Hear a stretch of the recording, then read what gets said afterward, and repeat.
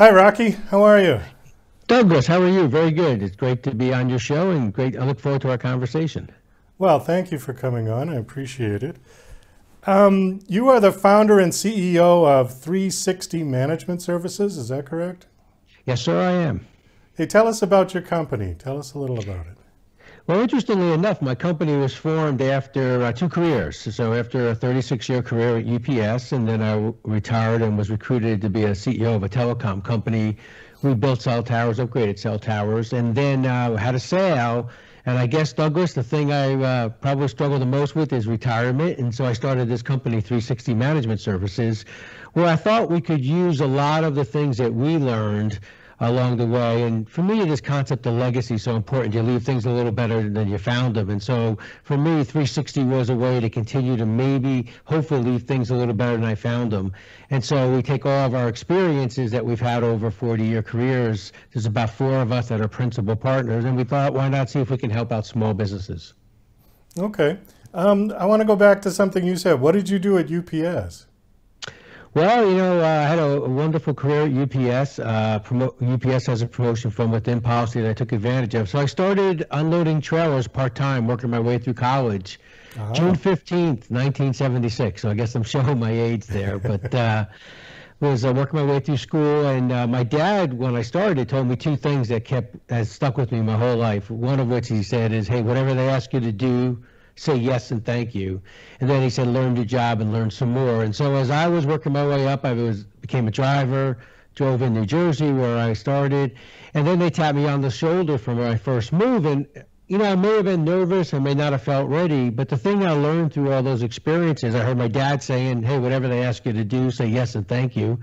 And then the second thing is I learned through that experience was that as leaders, you have to believe in your people until they're ready to believe in themselves. And UPS believed in me at that time, probably ahead of when I was ready to believe in myself. And so I think in that belief, you help people as they're learning, they're growing, and they're building their confidence, and you kind of bring them to that break-even point. And then when they're ready to fly, you kind of step back and you let them grow and develop. And so as I was moving along through my career, I had the opportunity to do some very interesting things inside UPS. We purchased mailboxes, et cetera, and then rebranded it to the UPS store. I had the opportunity to have that as a direct report and take it through the rebranding. And then we purchased over 20 companies and built UPS Supply Chain Solutions. And I had this side of the world for UPS. So those were all interesting opportunities I had because of this promotion from within policy, and because I always heard my dad say, hey, whatever they ask you to do, say yes and thank you. So every time they said to me, we got a new job for you, a new responsibility, I said, okay.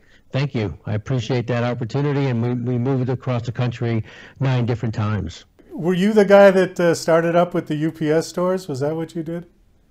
Actually, we purchased mailboxes, et cetera, and then we rebranded it to the UPS store. And we went through a series of tests to understand what was the best brand on behalf of the customers and the franchisees. And once we made the decision to rebrand to the UPS store, that became the largest rebranding of a franchise in franchise history. Oh, okay, great. Because I know that the UPS stores, there's a bazillion of them out there. I love them. I think they're great stores. Excellent. Yeah. So, okay, so after UPS, then you founded your company, 360 Management? Actually, I was the CEO of a telecom company. We built cell towers, upgraded cell towers. We were part of the 3G to 4G rollout, and so we did tower work. And then we had a sale there, and then I started my company, 360 Management Services. Leadership training. Now, I've heard that term used many times with different people who are keynote speakers. They go to different companies, they give presentations, they do seminars. How do you train somebody to be a leader? I think what you do is there are concepts and thoughts and understandings that are important parts of being a good leader. So for example, it's no different than an athlete. There's fundamentals of being a good athlete. Then there's the execution side of being a good athlete. And I think what differentiates us, and the thing that we take the most pride in, we understand the fundamentals of being good leaders, being good, being good tenants of an organization, understanding, how to motivate and direct your people properly and effectively. But we've also done it. So I think that's the difference. I think you have practitioners who actually do it, and then you have teachers who teach. Well, for us, we're the combination of both things. We're able to teach and train and understand the fundamentals, but we've also played the game and understand and had to execute, to the fundamentals and be held accountable for the results. And I think that's what differentiates us. And I also think that's one of the main things that differentiates me, for example, as a keynote speaker. I understand the concepts. I can do the motivational concepts. I can do the motivational talk, but I also have experiences, those ups and down days where I've been held accountable to results and had to, live by my results, sing for my lunch kind of idea. And I think that becomes an important part of your credibility as not only a speaker, but a trainer and a leader. Can anybody become a leader? Or is this something that you have to have a kind of an innate born-in talent? Because people have said he's a born leader. You've heard that term many times. Yeah, I've heard that term. I'm not a believer in you're a born leader. I think we're all leaders at one time or another. I think, unfortunately, we tend to take the word leader and believe it means you have a title or that you're leading large groups of people. Individual contributors are great leaders because many of them will be inside an organization. They may be that seasoned veteran. And every new person, for example, that comes on board walks over to that individual and talks to them about the process and how do you do your job and what are the pitfalls and what are the right ways to do it. Well, as they're taking those individuals through that training and through those concepts, they're leaders. For me, leadership is, do you leave things a little better than you found them? Are people better because of their time with you? Are your customers better because of their interaction with your company? Are the share owner stakeholders better because you're the steward of the business? And I think so from that perspective, we're all leaders, whether we're parents, Little League coaches, serving on the PTA. I don't subscribe to this. Leadership is only about a title. Leadership is about, we're all leaders because we leave things a little better than we found them, and we have the opportunity to influence people. Okay. Is there one word that you could use to describe a great leader? Well, see, it's interesting because I believe each of us has to understand what that word is. And I take people through this exercise, especially when I'm, having conversations with juniors and seniors in high school or juniors or seniors in college.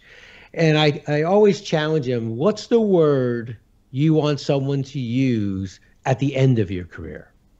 And it's interesting, the words that people come up with. Douglas, what's the word you want someone to use at the end of your career, for example?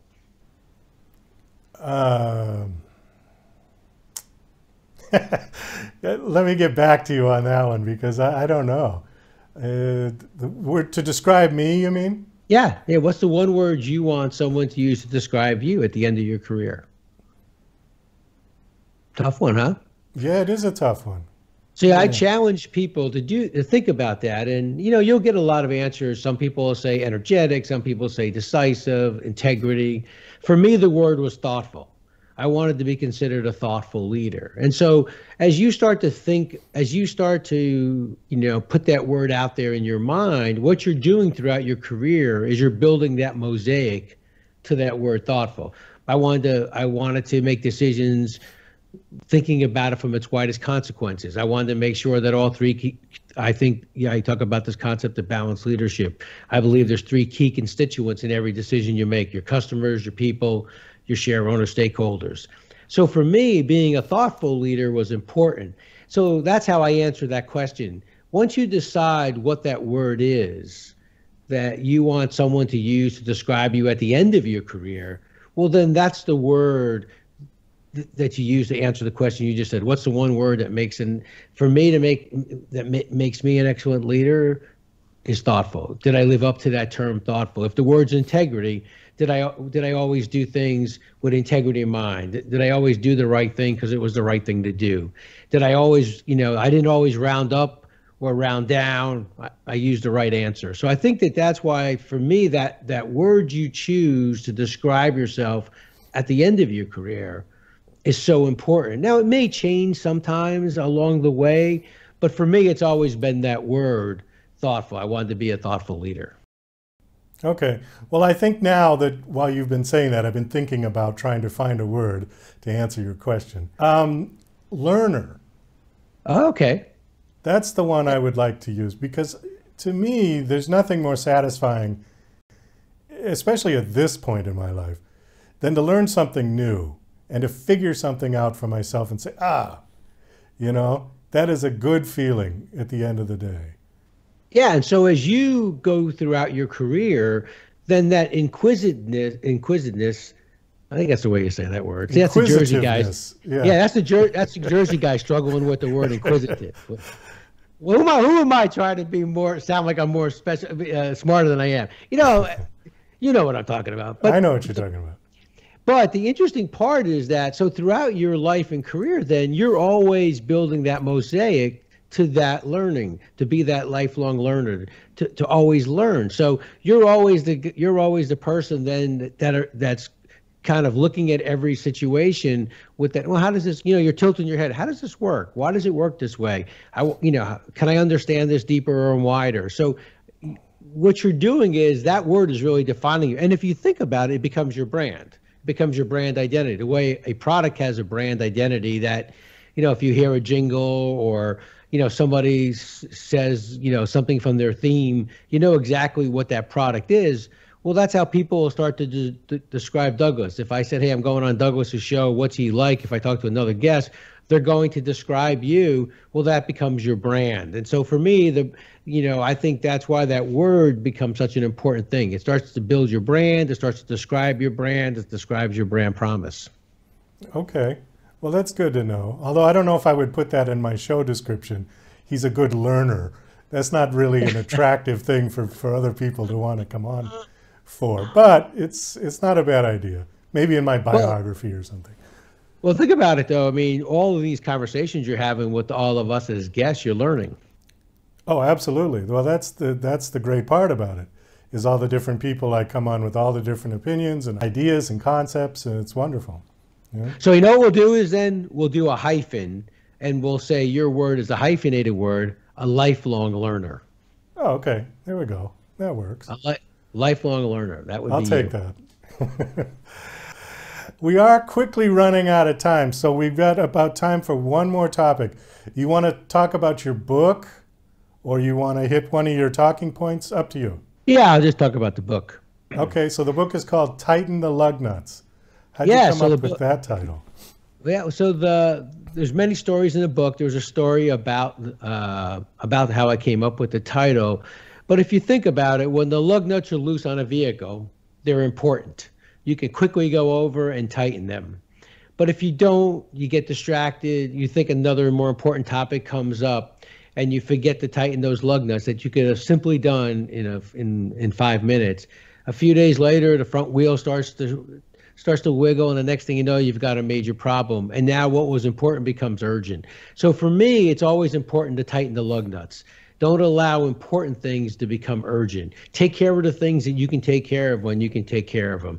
And that's such an important concept because the world is so fast paced today. There's so much information. There's so much technology out there. And if you leave loose lug nuts all along the way, you just seem to get overwhelmed with all of the information because what was important yesterday that you could have taken care of, you allow to now become urgent.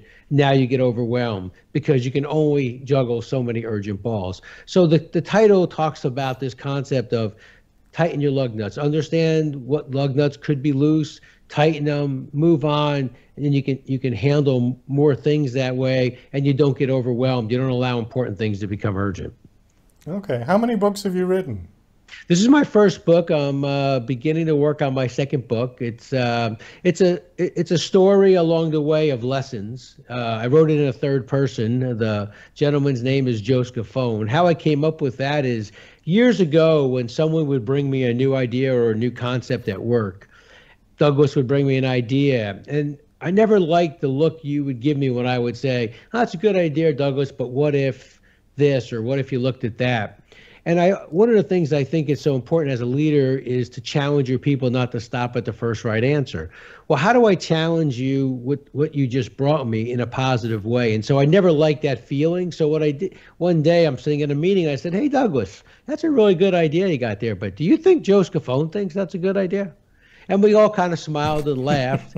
And that was my way of challenging you. And so it became a positive challenge for you not to stop at the first right answer, maybe to look past what you're presenting. And as time went on, as people got to know me and worked for me at different times, Douglas, people would bring me an idea and say, "Hey, by the way, I covered this with Joe already. He thinks it's a good idea." And I'd be like, "Okay, that's very good. Maybe I should look at it too as well." So it became a way for me not to talk in the first person, but to always talk in the third person and use Joe as a way to challenge you to not stop at the first right answer, to look past maybe a little deeper and wider. And it became a positive way to challenge people. So the book's written in the third person, Joe Scafone, and it talks about this career journey and the lessons I learned along the way. And I wrote each chapter so they can be a standalone chapter so that you can use that as a lesson, but it flows within the context of a story. Okay, it's interesting twist on I'm asking for a friend. You know, and Yes. people always say, "Oh, I got a friend who," and you know they're asking about themselves. But Yes. yeah. Okay. Well, that's cool. Rocky, we got to wrap this up.